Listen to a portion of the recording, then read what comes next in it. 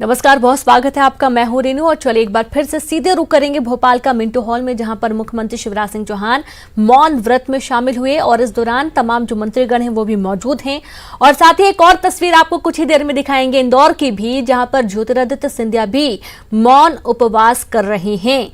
और ये दो तस्वीरें आपकी टीवी स्क्रीन पर आ चुकी हैं, जहां पर कांग्रेस अपनी मर्यादा भूल चुकी है और साथ ही महिलाओं की, बहनों की किस तरीके से इज्जत करनी चाहिए और क्या सम्मान होना चाहिए, राजनीति के क्षेत्र में हो चाहे अन्य क्षेत्र में हो, ये तमाम चीजें हैं जो कि इस वक्त बीजेपी कह रही है। और साथ ही मुख्यमंत्री ने कहा कि जिस तरीके से उनकी श्रीमती इमरती देवी का अपमान हुआ है, असम्मानजनक शब्दों का प्रयोग किया गया है, जो टिप्पणी की गई है, आइटम शब्द का जो इस्तेमाल किया गया है, ये बिल्कुल भी बर्दाश्त नहीं होगा और बीजेपी इसका पुरजोर विरोध कर रही है।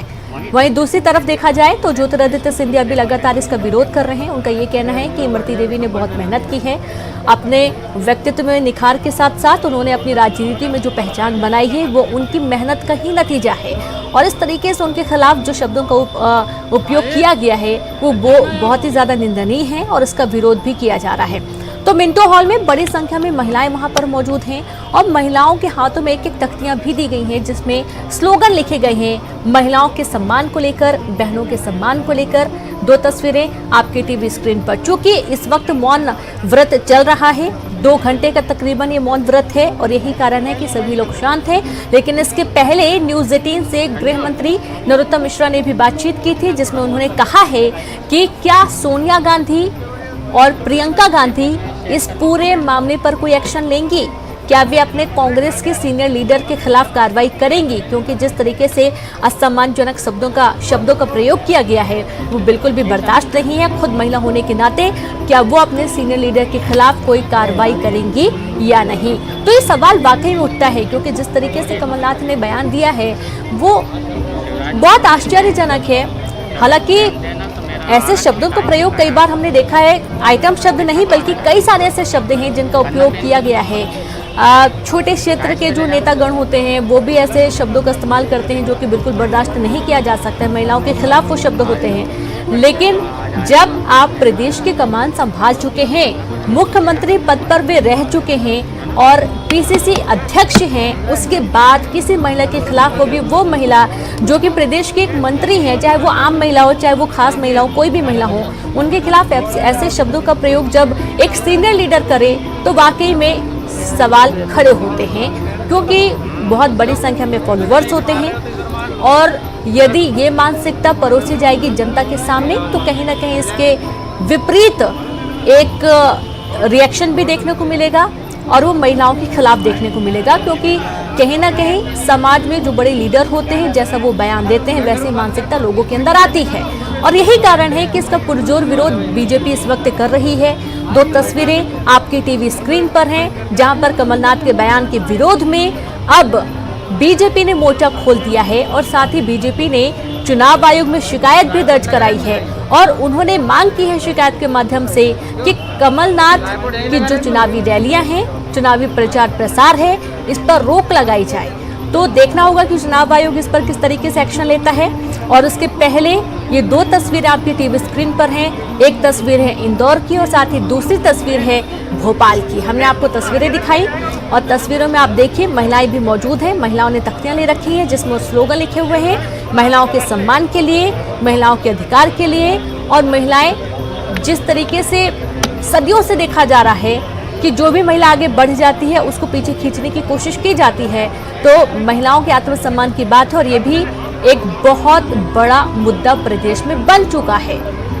चुनाव सर पर है, कांग्रेस लगातार ही कहती आ रही है कि आइटम शब्द कोई असम्मानजनक शब्द नहीं है। इस पर भी पलटवार किया बीजेपी ने। नरोत्तम मिश्रा का ये कहना है कि यदि ये असम्मानजनक शब्द नहीं है तो क्या कमलनाथ इस शब्द का प्रयोग किसी और के लिए भी उपयोग करेंगे या नहीं।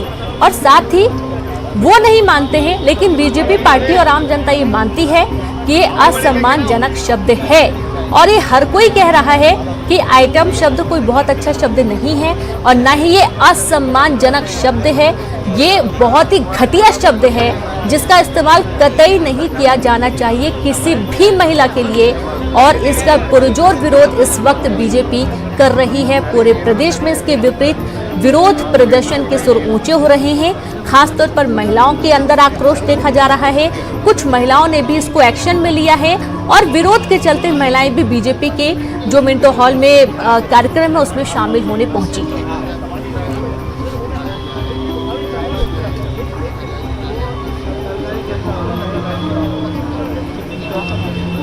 तो बीजेपी के मौन व्रत की ये दो तस्वीरें आपकी टीवी स्क्रीन पर हैं, जहां पर महिला सम्मान को लेकर मंत्री इमरती देवी के ऊपर किए गए टिप्पणी को लेकर अब कमलनाथ के ऊपर निशाना साधा जा रहा है।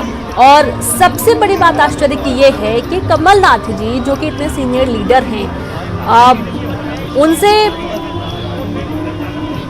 ऐसी अपेक्षा नहीं की जा सकती है कि वो इस तरीके के शब्दों का प्रयोग करेंगे, क्योंकि अक्सर ही देखा जाता है जो बड़े सीनियर लीडर होते हैं बहुत सोच समझकर कुछ भी बोलते हैं, क्योंकि उनको मालूम होता है कि उन्हें बहुत बड़ी संख्या में लोग सुन रहे हैं, उनके अच्छे खासे फॉलोवर्स होते हैं। और यदि इस तरीके की मानसिकता जनता के बीच में पहुंचेगी तो कहीं ना कहीं गतिरोध उत्पन्न होगा, समाज में असामाजिक तत्वों की संख्या बढ़ेगी, समाज में विवाद होगा, महिलाओं के प्रति विवाद बढ़ेगा।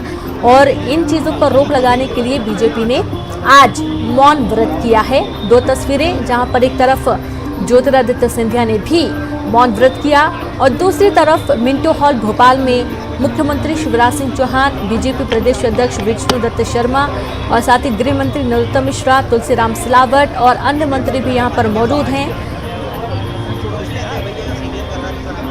तो सब भोपाल की तस्वीर यदि आप देखेंगे तो यहाँ पर एक सबसे खास चीज़ आप देखेंगे, जहाँ पर इस वक्त जो स्टेज है वहाँ पर तमाम जो सीनियर लीडर हैं वो तो मौजूद हैं ही, लेकिन महिलाओं के सम्मान के लिए बात की जा रही है। और महिलाओं के सम्मान की बात के दौरान यहाँ पर मात्र एक ही महिला नजर आ रही हैं, बीजेपी से विधायक हैं महिला कृष्णा गौर, जो कि मंच पर अभी कुछ देर पहले आप देख पा रहे होंगे।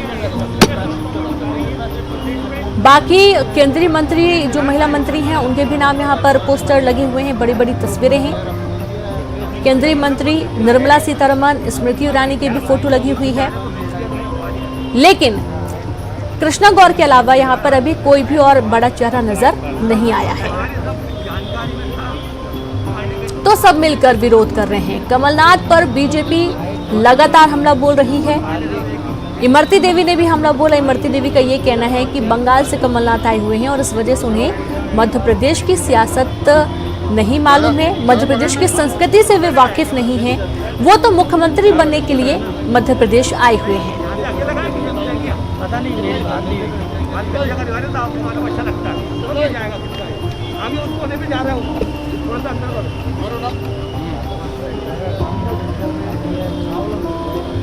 बहुत नाटक नौटंकी है यार तुम्हारी यार। ये मेरा भाई संजू को तकलीफ हुई तेरी वजह से। यार आगे कहाँ ले आ रहा यार? अरे यार ये नहीं हो तो क्या कुछ भी करोगे यार। अरे मोहित भाई, तो सुबह से ही लगातार देखा जा रहा था कि सियासत तो है ही, वार पलटवार भी हो रहा है। कमलनाथ अपने बचाव में कह रहे हैं कि आइटम कोई असम्मानजनक शब्द नहीं है, और उन्होंने ये भी कहना है कि उन्होंने नाम लेकर इमरती देवी के लिए कुछ नहीं कहा है। लेकिन जैसा कि आपने वीडियो में देखा है कि पहले वे वहां पर मौजूद जनता से नाम लिवाते हैं और उसके बाद वे आइटम शब्द का इस्तेमाल करते हैं। तो कहीं ना कहीं ये बहुत ही निंदनीय है और पूरे प्रदेश में, बिल्कुल देश की महिला भी इसका विरोध कर रही हैं। देखा जा रहा है कि दिल्ली तक इसकी गूंज नजर आई है और दिल्ली में भी इस चीज़ का विरोध हो रहा है जो कमलनाथ ने बयान दिया है। यहाँ तक कि अब कांग्रेस के ऊपर भी निशाना साधा जा रहा है कि कांग्रेस के जो अध्यक्ष हैं, राष्ट्रीय अध्यक्ष हैं, वो खुद एक महिला हैं, तो क्या वो महिला होने के नाते कमलनाथ के इस बयान को लेकर किसी भी तरीके का कोई एक्शन लेंगी या नहीं लेंगी।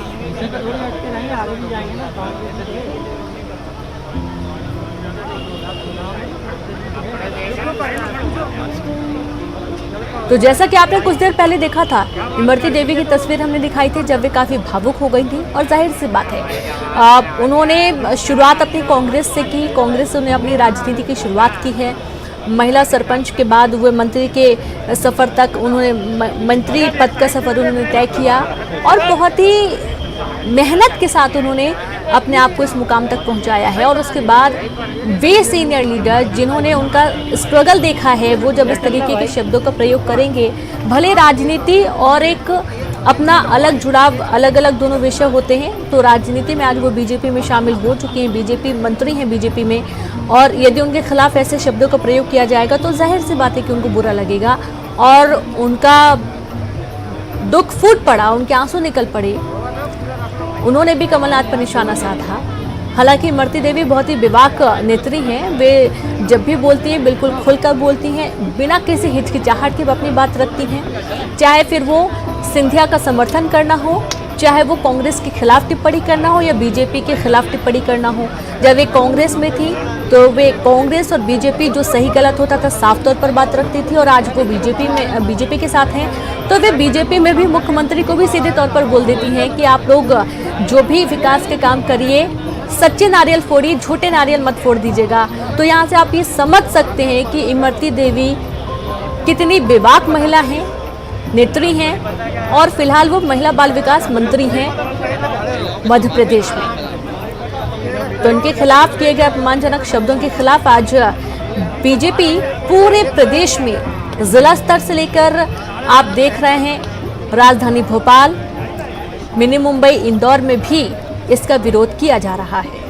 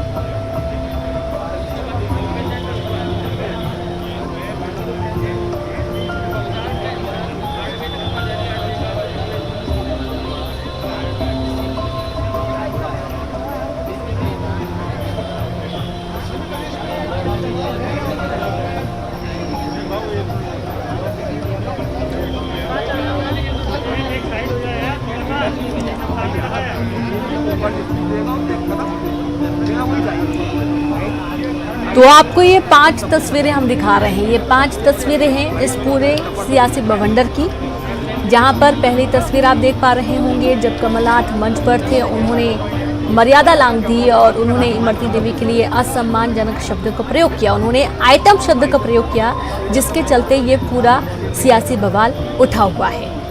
साथ ही आप और तस्वीर देखेंगे जहां मुख्यमंत्री शिवराज सिंह चौहान इस वक्त मौन उपवास पर हैं। सभी लोग मास्क लगाए हुए हैं। मौन उपवास पर मुख्यमंत्री शिवराज सिंह चौहान, नरोत्तम मिश्रा, तुलसीराम सिलावट सहित विश्वास सारंग और अन्य लोग भी यहां पर मौजूद हैं। एक और आप तस्वीर देख पा रहे हैं इंदौर की, जहां पर ज्योतिरादित्य सिंधिया भी अपने तमाम दल बल के साथ इंदौर में चुनावी सफर पर हैं, लेकिन इस दौरान उन्होंने मौन व्रत रखा हुआ है।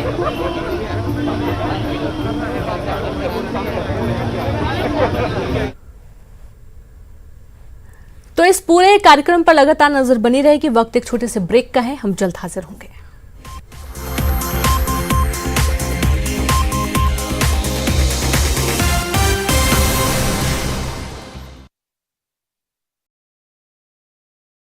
की हर अपडेट रिपोर्ट सुपरफास्ट छत्तीसगढ़ में। ये उपचुनाव नहीं, रोमांचक खेल है।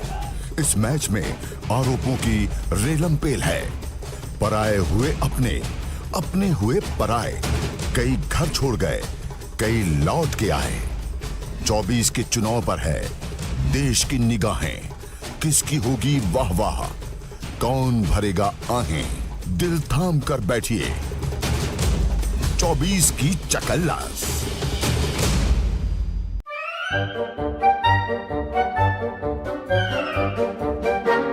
अखबार हुआ ठप, आउटडोर हुआ बेकार, टीवी ही दे रहा है विज्ञापन को तेज रफ्तार।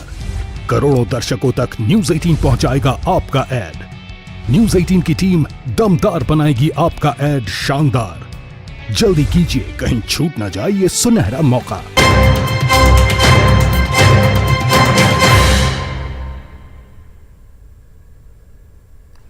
ब्रेक के बाद एक बार फिर से आप सभी का स्वागत है। अगली खबर का रुख करेंगे, जहां विष्णुदेव साई की अध्यक्षता में गठित नवनियुक्त भाजपा प्रदेश कार्यकारिणी की पहली बैठक आज होने वाली है और वर्चुअल तरीके से होने वाली इस बैठक में संगठन के आगामी मुद्दों को लेकर चर्चा होगी, रणनीति तैयार की जाएगी और साथ ही वर्तमान राजनीतिक हालात पर भी विचार विमर्श किया जाएगा। तो बैठक में मुख्य रूप से संगठन के आगामी कार्यक्रमों को लेकर पदाधिकारियों के द्वारा जानकारी दी जाएगी। गौरतलब है कि मरवाही चुनाव में बीजेपी को लगे बड़े झटके के बाद पार्टी के भीतर मचे बवाल को थामने की बीजेपी कोशिश तो कर रही है, लेकिन धरातल पर यह कोशिशें नाकाफी साबित होती जा रही हैं। और यही कारण है कि प्रदेश कार्यकारिणी की वर्चुअल तरीके से बैठक हो रही है और बैठक में तमाम भाजपा प्रदेश कार्यकारिणी की बैठक में तमाम दिग्गज मौजूद रहेंगी और इस बैठक के दौरान मरवाही उपचुनाव को लेकर मंथन किया जाएगा। आज पहली बैठक है, विष्णुदेव साई की अध्यक्षता में ये बैठक हो रही है।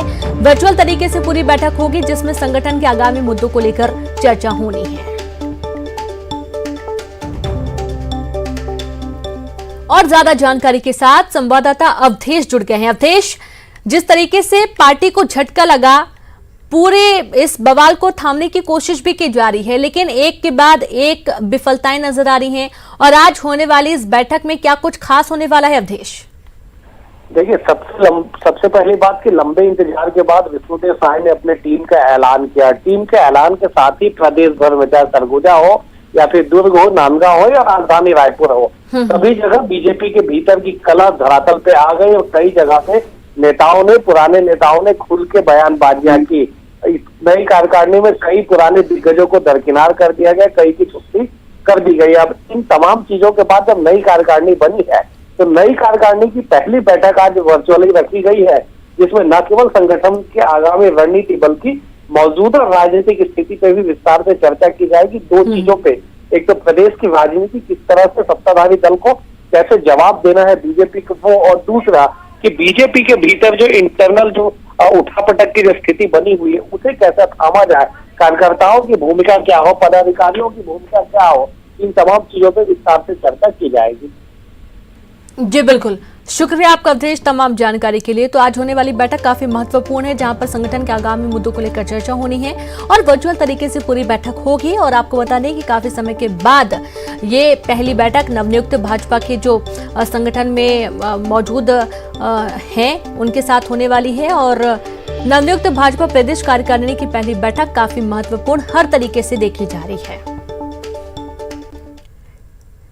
खबर कांकेर से है, मादा भालू की संदेहास्पद मौत हो गई। हाट कुंगेरा में सड़क किनारे भालू का शव बरामद किया गया है। सूचना पर वन अमला मौके पर पहुंचा है और शव को पोस्टमार्टम के लिए ले जाया गया है। कांकेर वन परिक्षेत्र का पूरा मामला है। जांच का विषय है कि आखिरकार मादा भालू की मौत कैसे हुई है। संदेहास्पद मौत मानी जा रही है। शव को पोस्टमार्टम के लिए ले जाया गया है।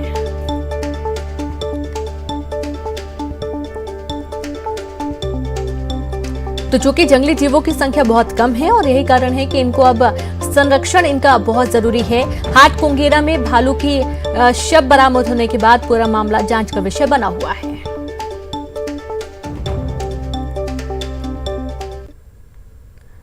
और रायपुर से खबर, राजधानी में शिक्षक अभ्यर्थियों का प्रदर्शन आज। नियुक्ति में लेट लतीफी पर प्रदर्शन होने जा रहा है, जहां पारदर्शिता नहीं होना भी एक अहम मुद्दा होगा। शिक्षा संचालनालय का घेराव किया जाएगा और इसके पहले भी ये लोग प्रदर्शन कर चुके हैं। शिक्षा संचालनालय का घेराव करेंगे और अपनी प्रमुख मांगे भी रखेंगे। हालांकि इनकी जो मांगे काफी पुरानी हैं, जहां पर राजधानी में शिक्षक अभ्यर्थियों का आज प्रदर्शन होना है। नियुक्ति को लेकर लेट लतीफी हो रही है और यही कारण है कि शिक्षक काफी आक्रोशित हैं और इसके चलते उन्होंने पारदर्शिता नहीं होने का भी आरोप लगाते हुए, इसका मुद्दा उठाते हुए शिक्षा संचालनालय का घेराव करेंगे और इसके पहले भी वे प्रदर्शन कर चुके हैं।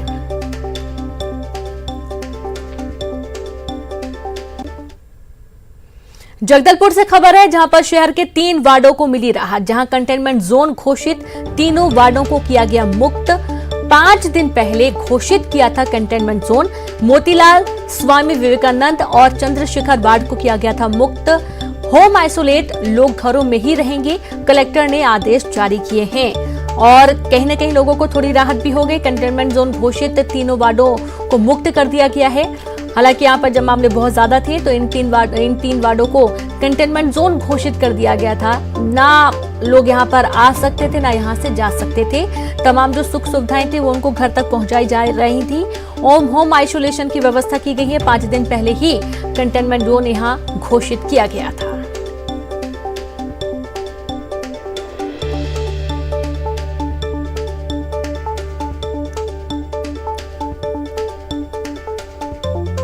तो शहर के 3 वार्डों को राहत मिली। होम आइसोलेशन में ही अब लोग घरों पर ही रहेंगे। 5 दिन पहले ही कंटेनमेंट जोन घोषित किया गया था और इसके पहले भी कई बार देखा गया है कि जहां मामले ज्यादा हैं उन एरियो को कंटेनमेंट जोन घोषित किया गया था।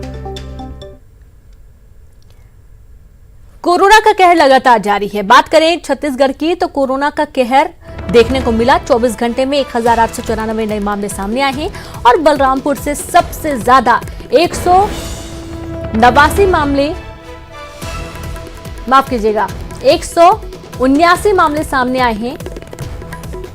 जहां राजधानी रायपुर से 144 नए मरीज मिले। 24 घंटे में कोरोना से 39 लोगों की मौत हो चुकी है और पिछले 24 घंटे में 2077 मरीज रिकवर हो चुके हैं। तो कोरोना से अब तक 1478 लोगों की मौत हुई और अब तक 1,32,168 मरीज डिस्चार्ज होकर अपने घर भी जा चुके हैं। तो लाखों की संख्या में मरीज ठीक होकर अपने घर पहुंचे हैं।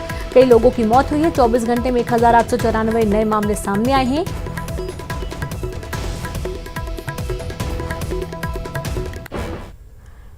महाराष्ट्र के गढ़चिरौली में सुरक्षा बलों को बड़ी कामयाबी हाथ लगी, जहां पुलिस ने नक्सलियों के साथ हुई मुठभेड़ में 5 नक्सलियों को मार गिराया और मरने वालों में 3 महिला नक्सली भी शामिल हैं।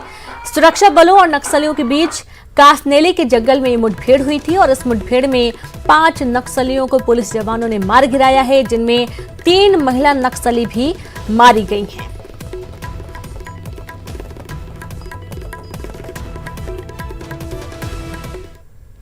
तो वहीं सुकमा जिले में सीआरपीएफ की 231 बटालियन के जवानों को बड़ी कामयाबी मिली, क्योंकि जवानों को नुकसान पहुंचाने के लिए नक्सलियों ने आईडी लगाए हुए थे और इन आईडियों को जवानों ने बरामद कर लिया। नक्सलियों ने 4 और 5 किलो के 2 आईडी जवानों को नुकसान पहुंचाने के लिए, निशाना बनाने के लिए लगाए थे, जिससे समय रहते डिफ्यूज कर दिया गया।